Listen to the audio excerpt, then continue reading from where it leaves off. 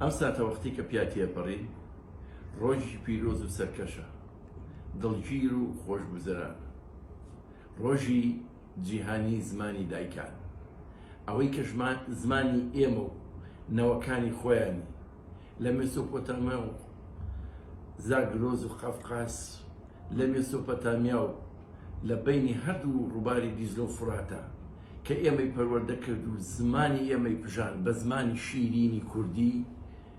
سەروەری ئەو ئینسانێک کە جیهان لەژێر پێی دایکانایە بە وتەی پێغەمبەرەکان کە دایکە دایکی ئازیز ئەمڕۆ یادیەکەینەوە چونکە زمانی ئێمەی پژان بە فیدار بم خاکی کوردستان ئەو دایکەی کە هەموو ژیانی خۆی تەرخان کرد بۆ ئەوەی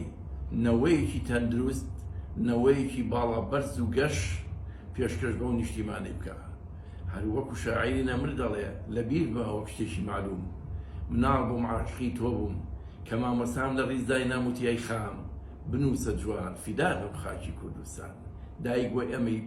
ئێمەی بۆ ئەم خاک و نیشتیمانە پەروەردە کرد پیرۆز بێ ڕۆژی جیهانی زمانی دایکان لە دایکم لە دایکتان لە دایکانی جیهان لەوانەی کە شەو و ڕۆژ شۆن و خوێنیان کرد بۆی ڕۆڵە قارەمان و سەرگەشەکان لە کوردستان و لە دنیا پەروەردەکەن بۆی خۆیان بکەن بە قوربان